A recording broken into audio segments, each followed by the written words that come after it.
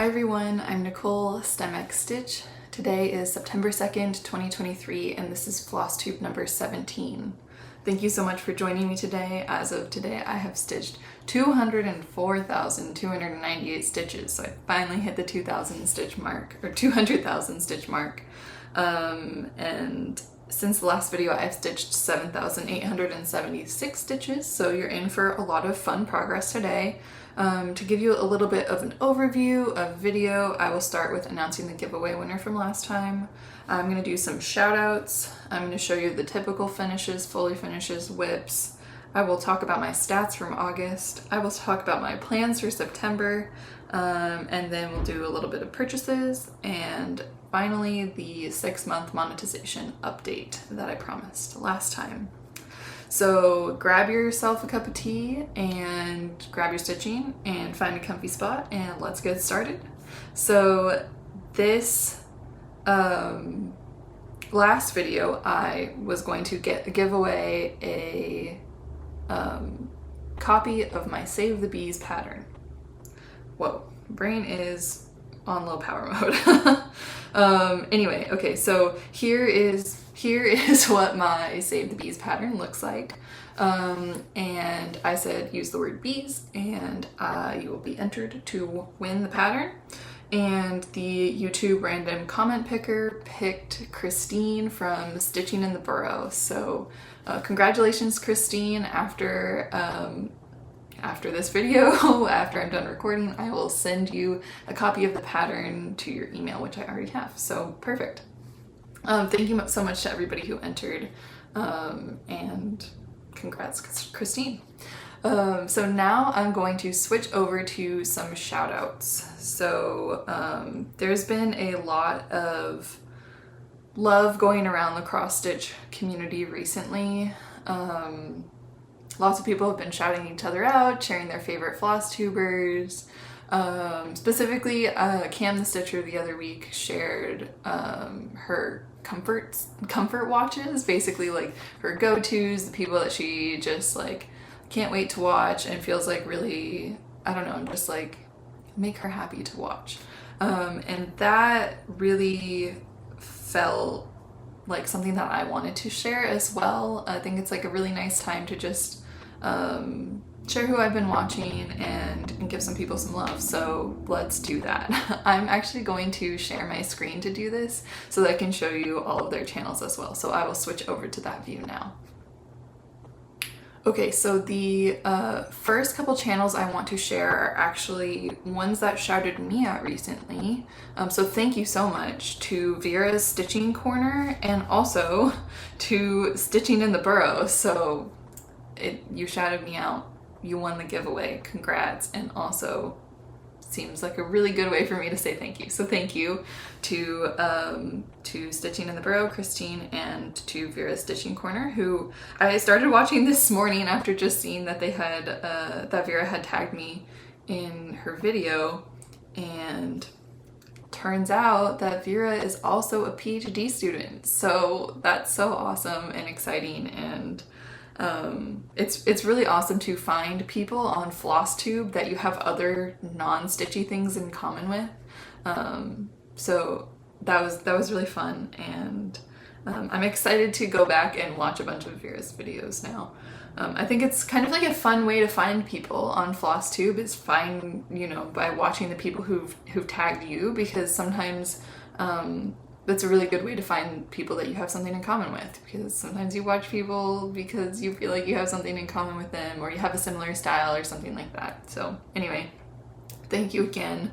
The other person that I specifically wanted to shout out to start was Subpar Stitches, who I just recently started watching, new to me, binge all of her videos, Hillary's videos, because I watched the first one and I was like, yes. You are a great person and I love watching your videos and your personality is great. So Hillary, your videos are awesome. I literally watched the video you posted this morning before I recorded this. So go watch Hillary. Her channel is awesome. She's also doing a bunch of the mini art cross stitches as well and just framed them all in her most recent video, which is so exciting. She actually used the same Michael's frames that I use. So yeah, I don't know. I love finding new people. It's so exciting. And then I kind of wanted to do what Cam did, which was shout out some of my favorites. A lot of these are people that I've been watching for the last few months or even longer, and literally every time their videos come up, I'm like, okay, that's the next video I have to watch. It's just a given. And those people are Cam the Stitcher. You're my comfort watch. I can't. Cam has been blowing up lately. Cameron has been absolutely blowing up. Everybody's been shouting her out, and honestly, so well deserved. Not only does she have the most awesome projects and like has such an eye for picking out like color conversions and stuff like that, but just like such a nice personality, funny, but also like just calm, relatable. Love the booktube section at the end. I've been reading a lot, I've been listening to a lot of audiobooks lately, and sometimes I come to Flosstube to get recommendations from people like Cameron. So yeah, go watch Cameron if you haven't, because her channel's awesome.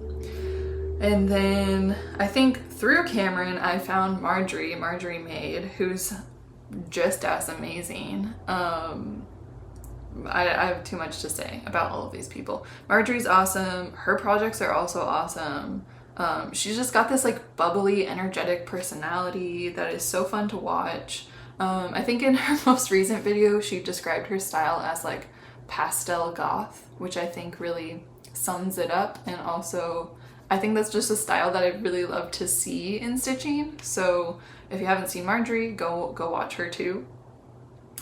Then we have, as always, Michelle Benby Stitchy. I feel like Michelle is one of the first people I started watching, and it's just like everybody's like, I don't even know how to say it. It's just like everybody watches Michelle, right?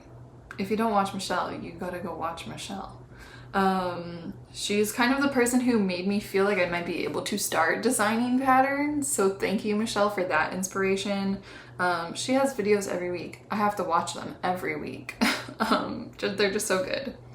And then Microbiologist Makes, wow, why does this look so weird? Sorry, there we go. Ah, such a cute banner. So Microbiologist Makes is another PhD student. Hannah has awesome projects, normally not the type of stitching that I stitch, more like samplery. She just finished her Fruits of Plenty by Modern Folk Embroidery, and it's so gorgeous. I think she's probably the first person I've seen who's even finished it, so that was really cool. She talks about what she thrifts, and she finds like really cool frames at the thrift store and then finishes projects in them. They're like really unique finishes. So go check out Hannah if you haven't. And also, if you know any other PhD students who are on FlossTube, please tell me them. I don't know why, I just feel this like kinship with these people and I need to watch their videos. And then we have Will to Woman Crafts, Tara, who I recently started watching, I want to say on recommendation of Cameron maybe. Awesome channel. Love the energy.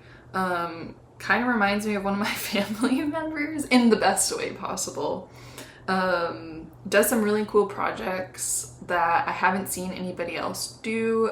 Most recently, which is like right here, is this like mushroom pattern from Zelda. I can't remember. I'm not much aware of the video game scene, but anyway, really unique patterns, really fun energy. Definitely would recommend watching Tara's channel. And then finally, another classic is Dee's 20 Stitches. Dee is an amazing designer and also stitcher and all around awesome person. Their channel I don't even know when they started their channel, but it feels like Dee really quickly became just like a cornerstone of the FlossTube community, at least for me. I felt like all of a sudden I heard everybody recommending Dee's channel, and I was like, I have to go watch them. They sound awesome, and they were awesome, and I've been watching them ever since. So go check out Dee. They also collaborate with a friend and artist and designer, Kari, and they come out with really awesome, really unique designs. So yeah, go check out Dee. And that is, those are my comfort watches. So maybe you heard of a new channel that you haven't heard of before. If you have, you should go check them out. And also, if you know someone that you think I would enjoy watching, please let me know. I want to go watch those people. And in general, just in the comments below, tell me what your comfort watches are. Who are the people that, like, as soon as they post a video, you're like, I have to watch that right now. Because I want to know. I love checking out new FlossTube channels. Okay, so back to your normally scheduled content. Okay, so since the last video, I feel like I've accomplished quite a lot. I have 2 fully finishes to show you, which is super exciting. Also, if you haven't noticed, I don't know how you would know unless I'm doing something wrong, which I might be, but I started to finally fix my whole filming setup, which was very like clunky before, and it would take me a really long time to film and edit and upload a video, partially because it took me a really long time to add in like all of the, I'm gonna keep pointing to the wrong side, all of the overlay pictures that I normally like would put up in the middle of my videos.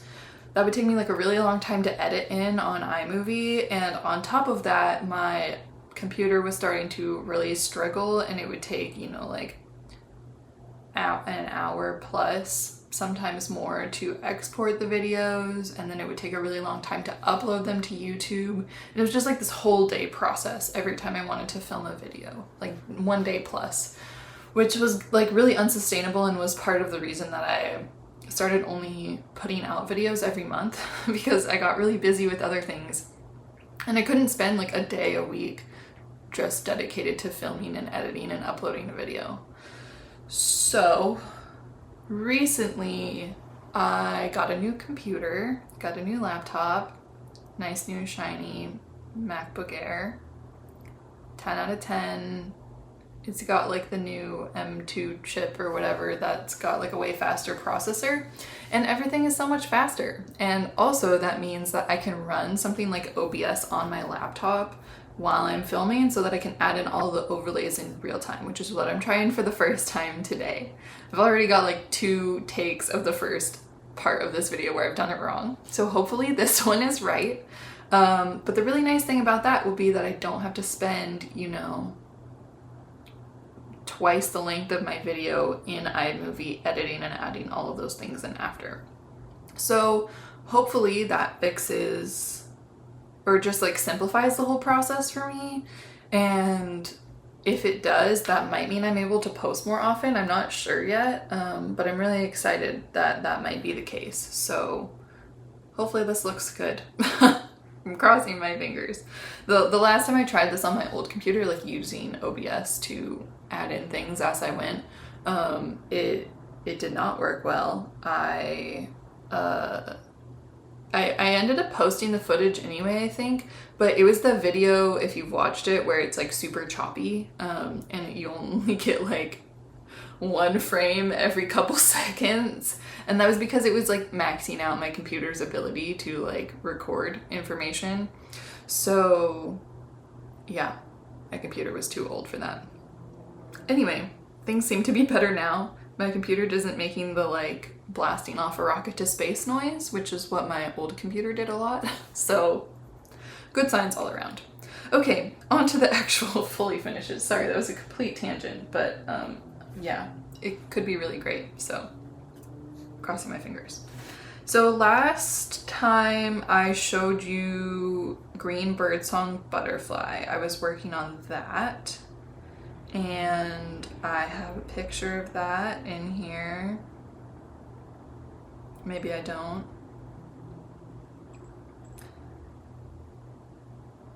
maybe I don't. Anyway, that doesn't matter, it's fine, because I have the finished product, so you don't need to see it. Anyway, so last time it looked like this. I was just like working on the black, trying to get like the whole outline of the butterfly done, and then I was going to add in all of the color after the fact, which is actually exactly what I ended up doing. Here's the finished product. So we've got, I always struggle with this part. I think that's good. I love how it turned out. I think it's really pretty. The colors are super vibrant, and like all of the black makes the colors pop even more. I finished this in a 6-inch hoop, and it goes like pretty close to the edges of the hoop, but it's gonna go on my butterfly wall whenever I finally make my butterfly wall. I only have like 4 butterfly / moths completed, so I don't think that's enough yet to warrant hanging them all up together. But I really like how this one turned out. It's the most vibrant one that I've done yet. And this was a pattern from, gotta get all the stats, you know, because I love my stats. This was a pattern from Harp Designs, and it had a total of 4,811 stitches. It took me 20 stitching days to stitch, and I did that all in August, so August 3rd through August 26th. This was my bus project, so I spent, you know, a lot of time on the bus working on it, which made it go really quickly for how big it is. And the actual like original pattern has like a wreath of leaves that goes around the butterfly that I just didn't do, because my goal for my butterfly wall is to just have like individual butterflies all collaged together basically in hoops. So that would have been like distracting, and it wouldn't have fit in with everything else. But as a standalone piece, it would have been cool. So yeah, that's my first finish for the month of August. Green Birdsong Butterfly by Harp Designs. My second finish that I finished on the last day of August is Mini Art Girl with the Pearl Earring. This is by TheStitchPatterns on Etsy. I know there's a little bit of glare there. Oh, there, that's maybe a little better. So that is what the finished product looks like. And I framed it in a 2x3 black frame that you can get from Michael's in like a 4-pack. This is what I frame all of my mini art pieces in. A couple things that I changed about this. One, every time I stitch a mini art piece, I'm doing it on like 28 count over 2. So I'm doing it on 14 count so that it fits all the way to the edges of this. But as they are charted, they are about 2 rows short of filling out the frame.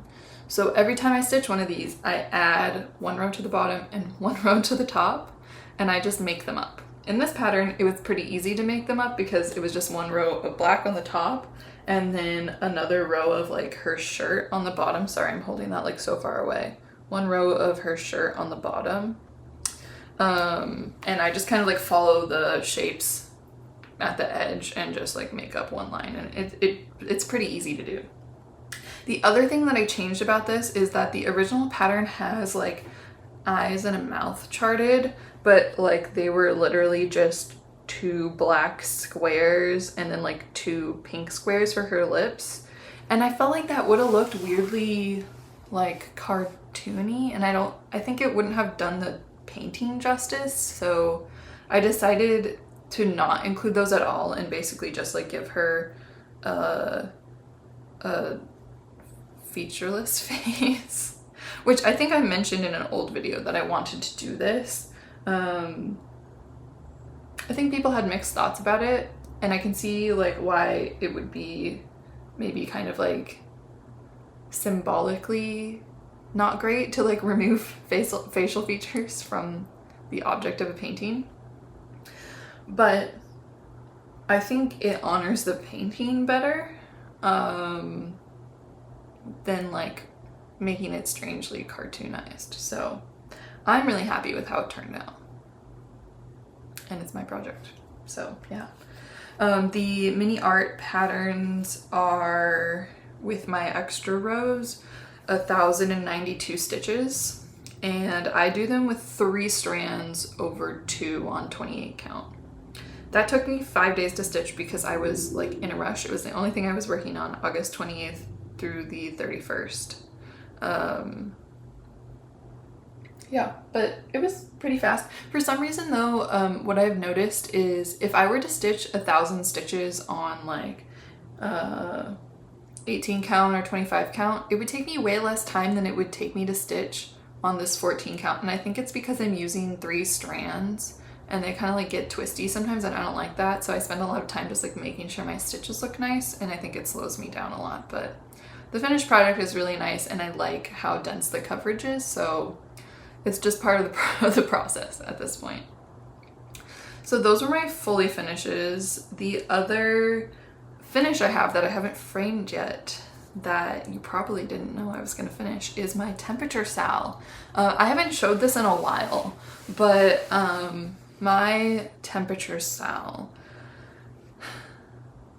So this is a project I started last year, and the goal of this project was to chart the temperatures of every day of my life until I turned 25. And I turned 25 at the end of July. So I finally had all of the data I needed to finish this piece. It was kind of like on, it was in craft prison until that date passed, because I literally couldn't finish it until that date passed. So I haven't shown this for a while, so let me just show it again. Okay. So here's my temperature sal completely finished. And yeah, it has every bar is a year, like a calendar year, and every square within the bar is 1 day. And the way that I have it going, it's like, it starts with January 1st over here, it goes down the column till January 5th, then starts the next column at January 6th, so it goes like this all the way across, and then December is at the very end. And so like this is the year I was born, 1998, and then every year since then up until 2023, and then it stops, the color stops at my birthday this year, and then I just filled the rest of the year in with gray because I wanted to just be like, this is all of the days until I turn 25 and nothing after, at least for now. A couple other notes on this because I get asked a lot every time I show it. One, somebody asked me recently, like, what did I do about leap years on this? Because 1 bar is like a perfect 365 stitches or days. And if I had to add a day, it would be like 1 rogue stitch. So really good question. What I was originally going to do was, this is getting really awkward to hold. What I was originally going to do was like on the February 28th box, I was going to do a half stitch of each color for the 28th and 29th. You know how like on calendars, if there's like an extra day that they don't want to put a whole line for, they like split the box? That's what I was going to do. And then I didn't do that. So technically this doesn't include the leap days, so I'm missing a few days, but that's okay. We can overlook that. The other question that I like to preempt is that I did this based on the temperatures of wherever I was living at the time. So I had like a lot of mostly just big moves over the last 25 years of my life. So this wasn't too hard to keep track of. It was like the town I grew up in, the town I went to college in, and then like moving home a little bit during the pandemic, and then moving to where I am now in Seattle. So you can really see the Seattle move at the bottom because it's like I lived in California, and then like I was in college, it was like a little bit warmer on average in the winters. You can kind of tell that maybe. And then I moved to Seattle, and the winters are way colder and the summers are less warm and much shorter, which I think is like, it's really cool to be able to like see that represented in a piece like this. So I love how this turned out. It wasn't necessarily like my favorite thing to stitch. Sometimes it got a little bit like boring, But like to look back at the final piece is really cool. And so now I just have to figure out how to frame it. And I haven't decided if I'm willing to just like throw it in an 8x10 frame or something like that and have like there be way more excess fabric on the left and right sides, or if I want to like get a custom frame made for this so that it fits the piece better.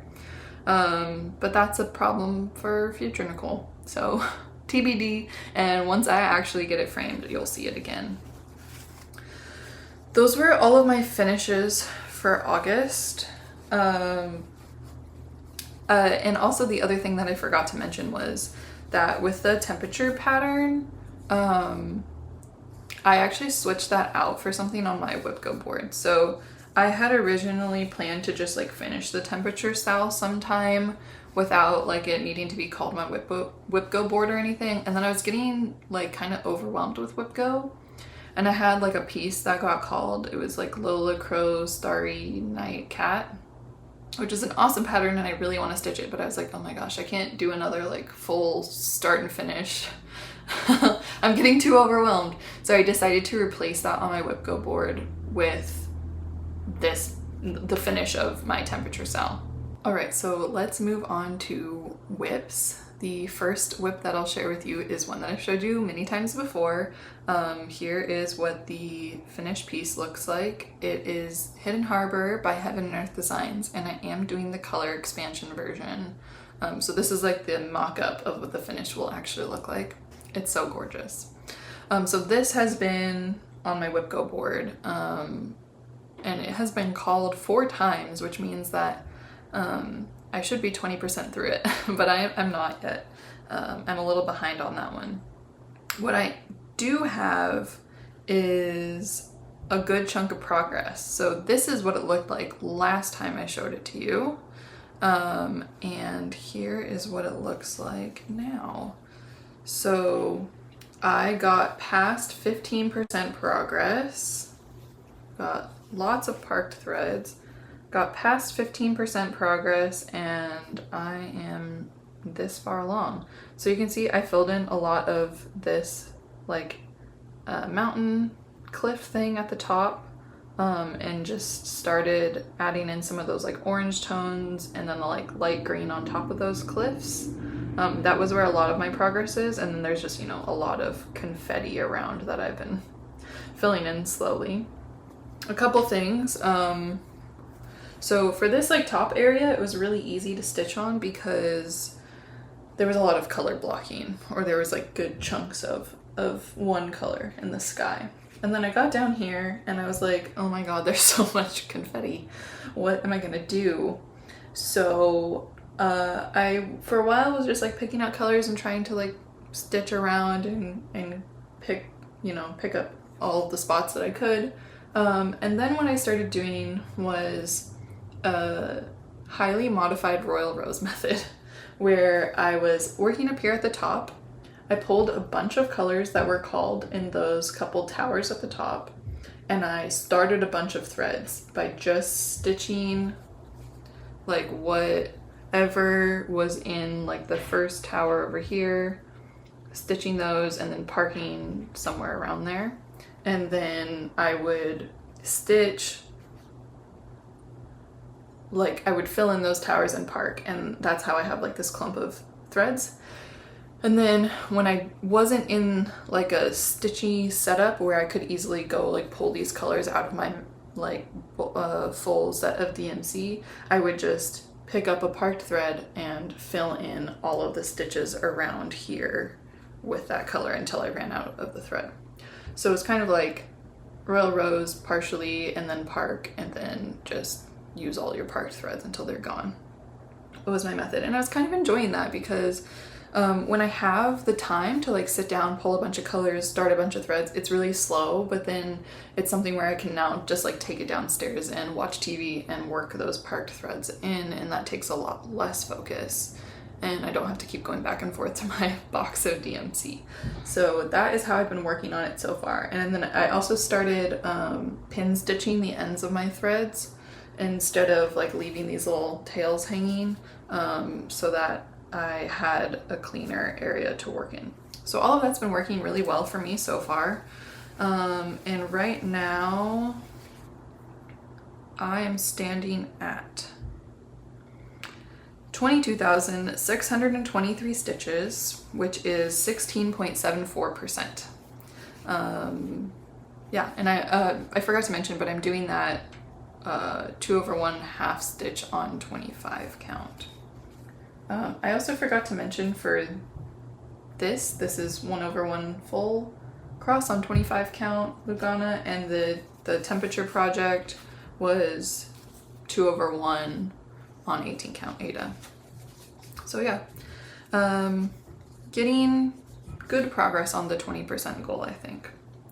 And then I have worked on that for a total of, but the hidden harbor piece, I have worked on for a total of 54 days so far. So it's gonna be a multi-hundreds of days of work to finish that project. The last thing I have to show you is called Yellow Beetle by Crystal Feather Crafts. It looks like this, the finished piece. It's kind of a cool pattern, a little bit different. I was really enjoying the kind of like butterfly moth type pattern, and then I found some other really cool insect patterns off of like Etsy recommendations from that. And this was one of them. Of course I like it because there's a lot of yellow in it. So I started this, it's got called on my WhipGo board for September, and it is my new bust project. And I think I should just show you it now. So I'm stitching it over 1/1 on 25 count, like all of my other butterfly pieces, and that is where I am at so far. Haven't worked in any of that yellow yet, but got some greens and blues in there. It's working up really quickly, and I like the like speckly colors in there. So yeah, I'm enjoying that one. It won't go like on my butterfly wall. It will be separate from that, but it's fun. I've done 477 stitches, but there's only 1,479, so I'm actually already like 32% through this, which is shocking because it looks like there's nothing done on it. Yeah, so enjoying that one. We'll keep working on that through September. The WhipGo goal is to finish it, and I think I will definitely meet that goal. Also, look, I'm keeping it in this really cute little bag, which is very me if you know me. My boyfriend got me this for my birthday, and it's my new on-the-go project bag for my bus projects. So it's so cute, and it's also perfect for all the like butterfly and insect patterns. Okie dokie. So that is all of my whips. And let's talk about stats from August now. So I have my cross stitch book with my lovely sticker on it. And here is the month of August. So worked on a few different projects, got some good progress. I stitched 30 out of 31 days this month, which I was really proud of. And yeah, got where is it? Got 4 finishes this month, yeah. And stitched a total of 10,151 stitches this month, which put me at 65,936 for the year, which is making me feel better that I might be able to reach my 100,000 stitches a year goal, but we'll see. And I have 15 finishes this year so far, which I was really excited about. And to show you the other version of this data, because not only do I like to keep it like physically written down, which is what I use to track my individual days as they happen, but then at the end of the month I go to my stitching spreadsheet and I like fill it all out and I get some fun graphs. So here is my monthly stitching progress each month, the number of stitches I've completed. You can see there was a big dip there, but I'm working my way back up in monthly progress. And then also here's my cumulative stitching progress this year. So making good progress towards my 100,000 stitch goal. I need to stitch about 8,500 stitches a month from now on, I think, to actually meet that goal. So it will be a little bit of a stretch because some months, you know, I'm only hitting like 4, 5, 6,000, but most months I'm at 8,000 and over. So I'm hoping I can do it.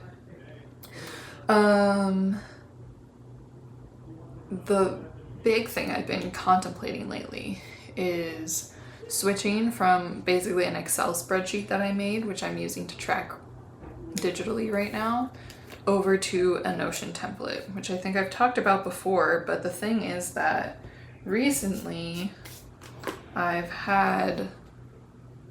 seen Stitchy Naughty's Notion stitching template going around. She basically made this like template to organize and track your stitching, and you can like buy the template on her Gumroad, and I have been very tempted to do that. The only reason I haven't done it yet is because I haven't really had enough time to sit down and like transfer my tracking method over. But it is highly likely that I will at least buy it and test it out and see if I like it more than my current system.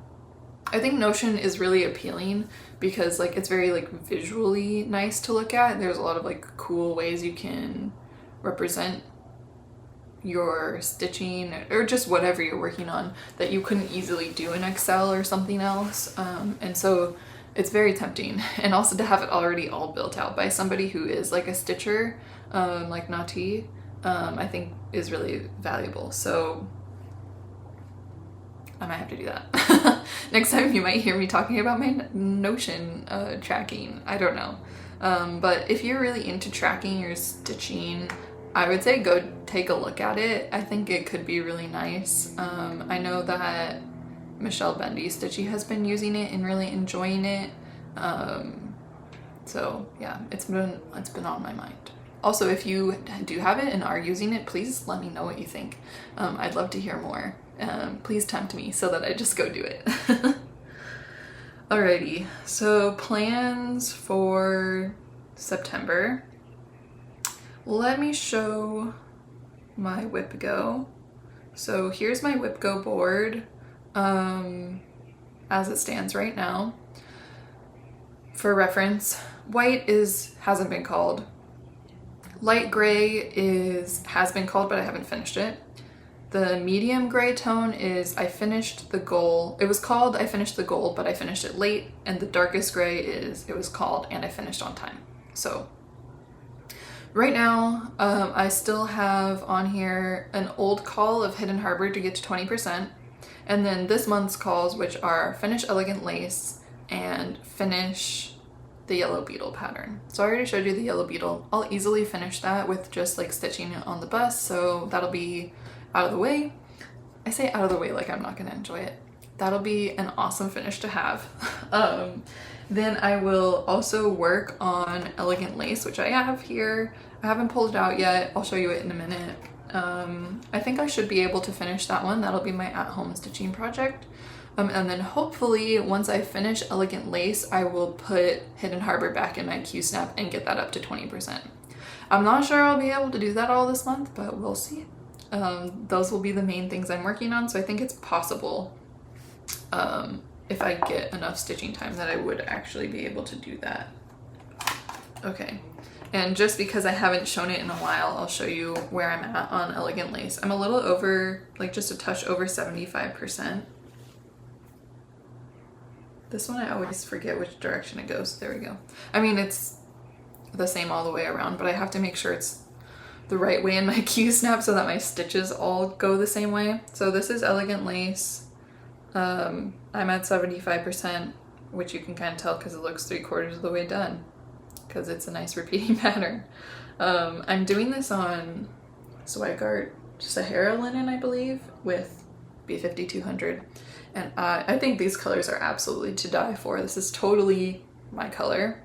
So I'm really excited to pull this one out. It's always fun to stitch on a monochrome piece, and it's also kind of fun because there's like a mixture of half stitches and full stitches in there. So this is a fun one to stitch on. I'm really excited to see it finished. I think it's gonna look gorgeous in a frame. But I think I'll be a little bit sad when it is done because I do like stitching on it so much. But anyway, excited to have that one out this month. And excited to hopefully show you that it's finished in the next video. So yeah, those are all my plans. Hopefully I'll be totally caught up on my whip go then by the end of the month, but we'll see. Because my hidden harbor calls like 5,000 stitches, or sorry, 5% on that is like something like 6,000 plus stitches. And while that is doable because it's half stitch, it does still take quite a while. Alrighty, so purchases. I don't actually have really any purchases, but I do have something that I forgot to show you last time, which was a gift from my parents for my birthday. I know I showed you a bunch of lovely things that they got me, but I forgot these ones, this one specifically because it was in my backpack and I had already started, you know, like using it every day for my stitching. There we go. Oh no, lost the little case. So it is a pair of like really teeny tiny adorable scissors. So they look like this. They're little tiny snips and they come in this like teeny tiny little leather protector case, and then yeah, they're so small and cute. They're surprisingly sharp. They cut just fine even though they're like really tiny. I just think they're so cute, and you know, they take up like no space in my bag, so I really like those. I just can't get over how cute they are. I show like everyone how adorable my scissors are, which is ridiculous. So yeah, like I was saying, I don't actually have any other purchases, but I have been doing a good think about what I want to start in the future. Obviously, I have a huge like Etsy wish list of patterns that I've just like favorited so that I can like look and see what I want to stitch next. I also have like another sheet in my Excel sheet that it has like patterns that I haven't been able to find on Etsy because they're like listed on different designers like personal websites or something like that. So those are things that I look at when I'm like thinking about what I want to start next, if it's not going to be something for my Webco board already. And a few videos ago, you know, when the mid-year whip parades were going around, Cam the Stitcher, I feel like the takeaway of this video is go watch Cam the Stitcher. Cameron showed her, I don't even remember what piece it was. Anyway, it was a like tone on tone piece that she had started, where it was like a pink fabric with a like hot pink floss, and it was so pretty. And in my head I was like, okay, I need to start a piece that's tone on tone like this. Like I need to find like a really pretty color fabric, and I need to find a really pretty color floss that like have just the right amount of contrast, but you know, are in the same color, basically. And what I figured was that would look really good with some type of modern folk embroidery or long dog sampler piece. So I went back and looked at which of those two designers' pieces I had like put in my favorites list, and I had put Long Dog Anzac in. Give me 1 second and I'll pull that up for us. So here's what Anzac looks like. It is like a Australia and New Zealander pattern, which I just think is so cool. It's got like so many fun motifs in here. This is like the Long Dog sampler piece that called to me when I looked through all of them, and it's one that I've actually never seen anybody else do, I don't think. So if you know somebody who's stitching this, let me know because I want to go look at it. Love all the animals, love the like echidna, we've got a platypus, we've got kangaroos, koalas. Like there's so many fun animals in this. And I think this would look so gorgeous in green, tone on tone. To me, this kind of like Australia animal outside, like nature-y type piece is like calling for a nice, beautiful olive green. And I think I know the fabric that I want for this. It is Cedar River linen. So Cedar River linen I think is a like relatively new designer, and they're in the Pacific Northwest. I'm in the Pacific Northwest. Hand dyed, inspired by nature, and look at this gorgeous linen. It's like just such a beautiful, rich, like deep olive green. And I think finding good green fabric is kind of hard.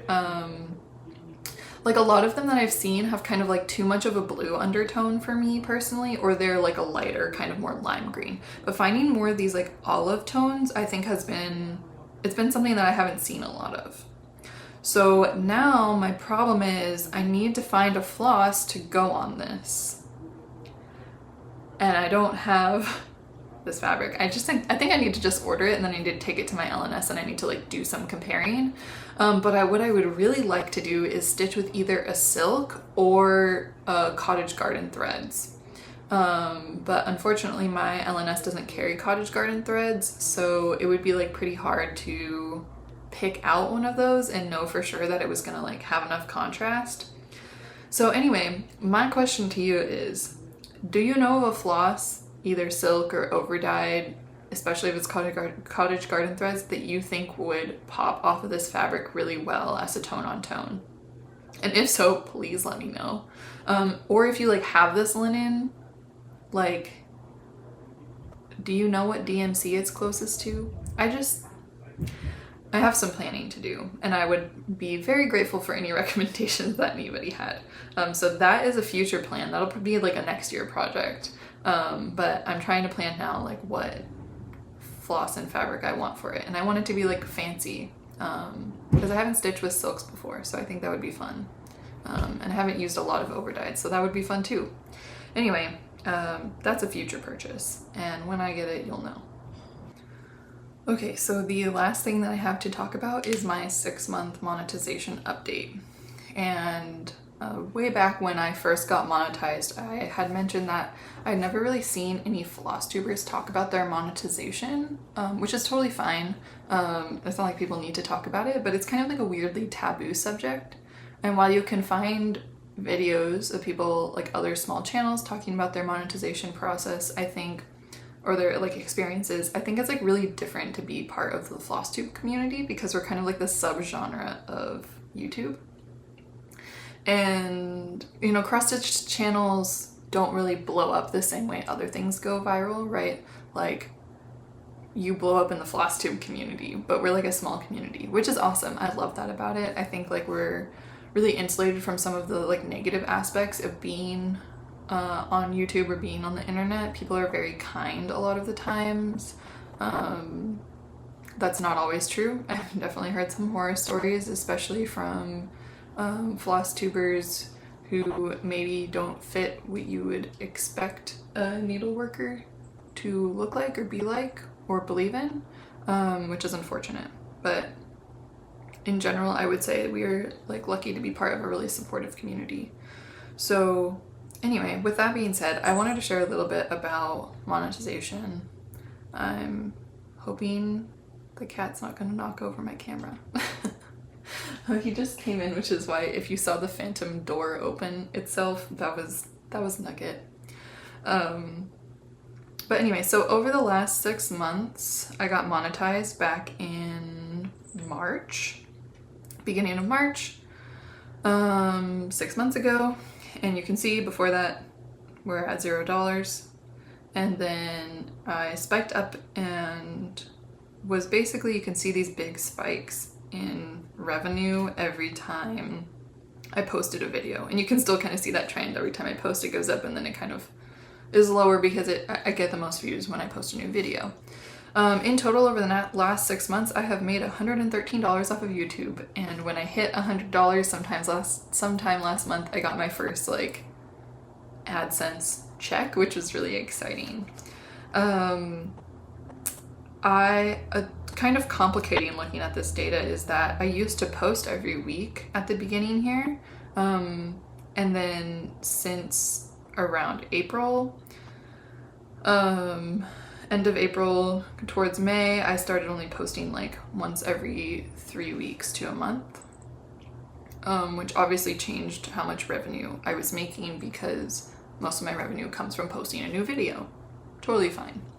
But basically, if you want to look month by month, here is how much I earned each month, and it has generally just gone down over time because I've been posting less mostly. I think is the reason. And I've been getting like slightly less views too, so that obviously plays into it as well. But you know, YouTube AdSense is like very fickle and super dependent on the video performance and everything like that. So for example, over here it shows my average RPM, or how much money on average I get paid for every 1,000 views on one of my videos, which is $3.86. But if we hit see more, then it's gonna populate like all of my videos down here individually. And you can see here's like how much I have made off of each video so far. And here's how many views the video has gotten. And here's the actual individual videos RPM. So you can see there's huge fluctuations from like these ones up here at the top that make, you know, over $10 per 1,000 views.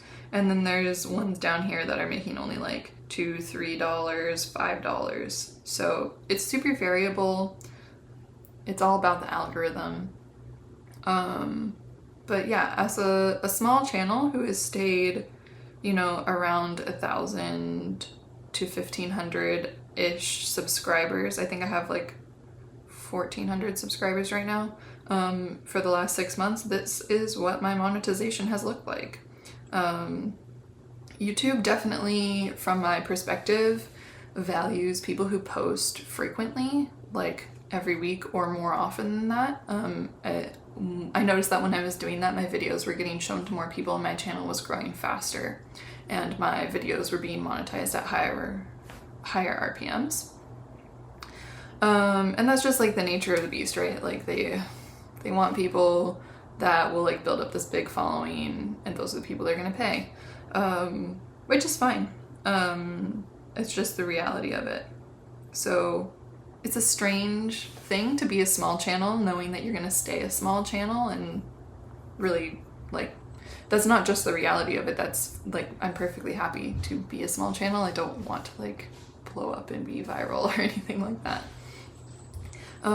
It's just like a completely different perspective on like the nature of YouTube and like what your outcome is going to be based on, like, because it's like not what the platform really is like built for / values. The platform values people blowing up.